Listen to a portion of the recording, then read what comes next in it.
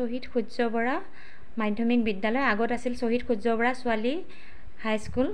আৰু এইখন স্কুলতে মোৰ মানে হাইস্কুল জীৱনটো মই ইয়াতে পঢ়িছিলোঁ আৰু ইয়াত বহুতো স্মৃতি লুকাই আছে। আৰু ইয়াতে আমি আজি আহিলোঁ ৰিহাৰ্চেল কৰিবলৈ। আৰু আপোনালোকে পিছত গম পাব যে আমি কিহৰ ৰিহাৰ্চেল কৰি আছোঁ। আৰু আপোনালোকে দেখিছেই, বেনাৰখন দেখা পাই গমেই পাইছে। ভিডিঅ'টো লাষ্টলৈ চাব আৰু সকলো গোটেইখিনি বুজি পাব আপোনালোকে। এয়া চাওক, বান্ধৱীৰ লগত একেলগে আজি 6 তাৰিখ আৰু আমি আহিলোঁ মই পঢ়া স্কুলখনত ৰিহাৰ্চেল কৰিবলৈ। আৰু এইফালে মোৰ ননদ। আৰু কিহৰ ৰিহাৰ্চেল কৰি আছোঁ আপোনালোকে চাব, দুদিনৰ ভিডিঅ' মিলাই আপোনালোকলৈ আগবঢ়াম। এইখন চাওক, এইখন মই হাইস্কুল জীৱনত মই ইয়াতে পঢ়িছিলোঁ, শ্বহীদ সূৰ্য বৰা ছোৱালী হাইস্কুল। আৰু এইফালে মোৰ বান্ধৱী। আৰু আজি ইয়াত ৰিহাৰ্চেল কৰিবলৈ আহিছোঁ। আপোনালোকে সকলোখিনি দেখা পাই থাকিব মোৰ ভিডিঅ'ৰ জৰিয়তে। আমি কিহৰ ৰিহাৰ্চেল কৰি আছোঁ, কিহৰ কাৰণে মানে কি এটা অনুষ্ঠানৰ কাৰণে আগবাঢ়ি আছোঁ, সকলোখিনি আপোনালোকে দেখা পাব। আৰু এই মোৰ বান্ধৱীক আপোনালোকে প্ৰায় দেখা পায়ে থাকে মোৰ ভিডিঅ'বোৰত। আৰু সিদিনাখন গানৰ আমি একেলগে গান গাম সকলোখিনিয়ে, প্ৰায় 200 গৰাকী মানে গাম।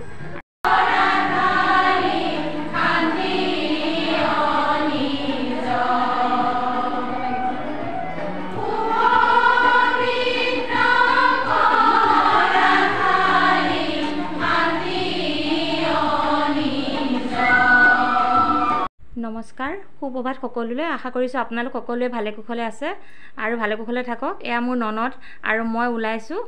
আজি 8 তাৰিখে শ্বহীদ সূৰ্য বৰা স্কুলত এটা প্ৰগ্ৰেম আছে আৰু তালৈ যাওঁ। আপোনালোক চিৰ চেনেহী মোৰ ভাষা জননী অসম সাহিত্য সভাৰ উদ্যোগত, মৰিগাঁও জিলা সাহিত্য সভাৰ সহযোগত আৰু জাগি ভকত গাঁও শাখা সাহিত্য সভাৰ আতিথ্যত ভাষা শ্বহীদ সূৰ্য বৰাৰ 64 সংখ্যক স্মৃতি দিৱস আৰু বঁটা প্ৰদান অনুষ্ঠান পতা হয় 8 তাৰিখে।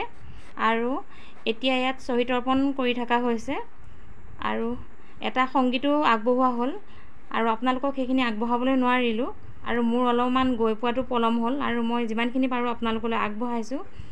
আৰু ইয়াতে আমাৰ মিডিয়াৰ পৰা আদি কৰি সকলোখিনি উপস্থিত আছিলে। ভাষা তেখেত আছিলে প্ৰথম আমাৰ অসমৰ ভাষা শ্বহীদ আৰু শ্বহীদ সূৰ্য বৰা। আৰু আপোনালোকে নাজানা নাইয়ে তেনেকুৱা। এয়া চাওক, ইয়াতে আমাৰ শ্বহীদ অৰ্পণ কৰা হয়।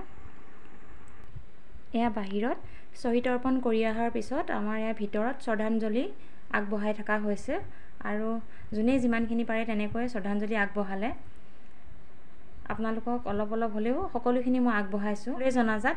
আৰু যিহেতুকে আমাৰ তেওঁ ইয়াৰ জাগি অঞ্চলৰে, গতিকে সকলোখিনিয়ে মানে বহুতখিনি আগভাগ লৈ, জাগিৰ সকলোখিনি মহিলাও আহিছে, পুৰুষো আহিছে, সকলোখিনিয়ে আগভাগ লৈ কামখিনি আগুৱাই যোৱাত মানে সহায় সাৰথি কৰিছে। বহুতেই ভাল লাগিল অনুষ্ঠানটিত। আৰু ইয়াতে মানে বঁটা প্ৰদানো কৰা হৈছিলে। সূৰ্য বৰা জাগি গাঁৱৰ সন্তান, মৰিগাঁৱৰ সন্তান, কলম কপিলীৰ সংগমস্থলৰ সন্তান, অসমৰ সন্তান, সুযোগ্য অসমীয়া। মৌজাদাৰ ভুৱন বৰাৰ ঔদসত 1926 চনত মৰিগাঁও জিলাৰ জাগিত সূৰ্য বৰাৰ জন্ম হৈছিল। সূৰ্য বৰা আচলতে সূৰ্যই আছিল গীতিকাৰ, সুৰকাৰ, কবি, অভিনেতা আৰু সুদক্ষ খেলুৱৈ।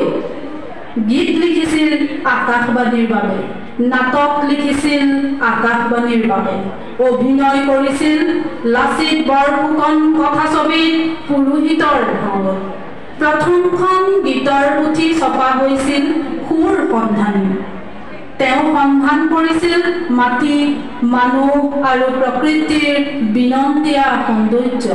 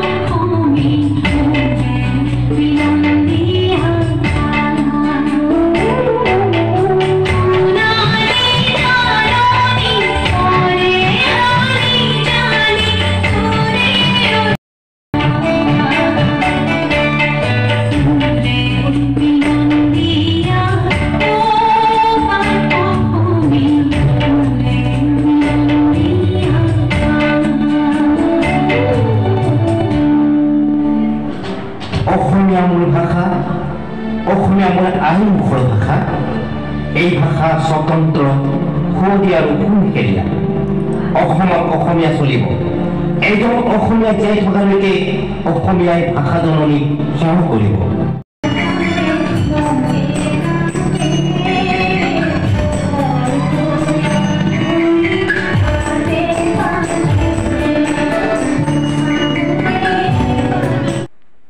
চাওক আপোনালোকে বাওঁফালে আপোনালোকে ভিডিঅ'টো চালে বাওঁফালে যিগৰাকী বহি আছে মোৰ শিক্ষাগুৰু হয় আৰু মই মানে হুলস্থুল হৈ থকাৰ কাৰণে ভইচ লগাই দিলোঁ যিহেতুকে বাইদেউ উঠাবও নাপালোঁ এনেদৰে আপোনালোকলৈ আগলৈ এয়া চাওক মিটিঙত এয়া মোৰ মানে বান্ধৱীতকৈ ডাঙৰ আৰু তথাপিতো আমি বান্ধৱীৰ নিচিনাই মোৰ ওপৰ ক্লাছত পঢ়া আৰু এজনী মাইনা মোৰ বান্ধৱী এজনী দাদাকৰ ছোৱালী হয় আৰু এইফালে মানে কথা পাতি আছে ননদে আৰু বহুতো হুলস্থুল হৈ আছিল সেইকাৰণে মই ভইচ দিলোঁ আৰু সিফালে বান্ধৱীৰ বৌয়েক বহি আছিল আৰু সকলোখিনি ৰাইজ আপোনালোকক অলপ অলপ দেখাই দিছোঁ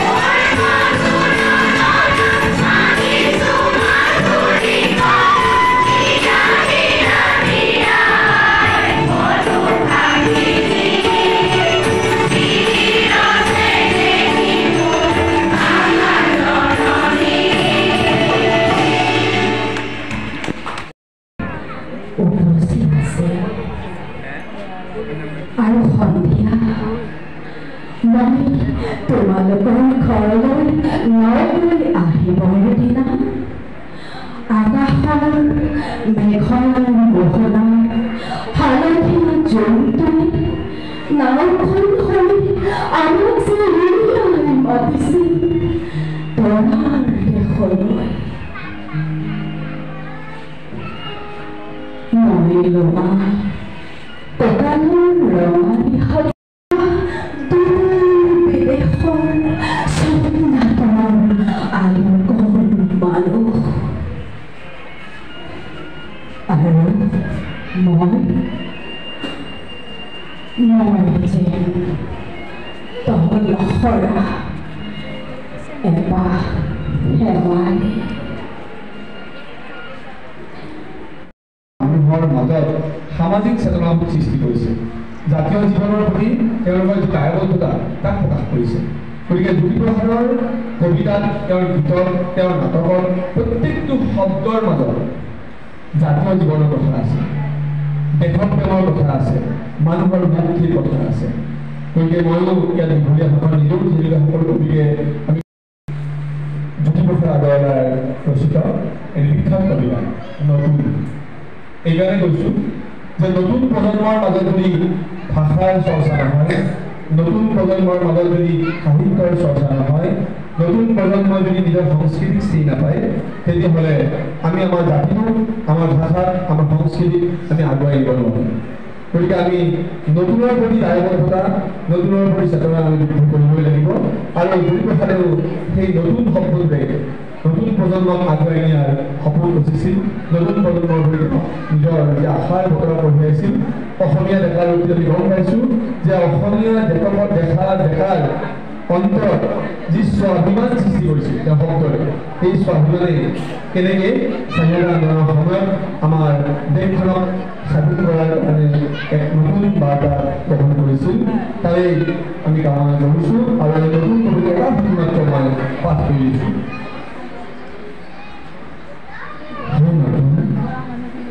নমস্কাৰ যুগে যুগে আহতই দেশে দেশে হাহতই পুৰণি বিদাৰী ফালি পুৰণি সংস্কাৰ হে নতুন নমস্কাৰ।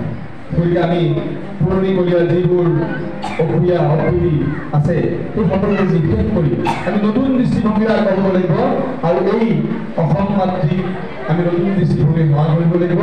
আমাৰ পুৰণি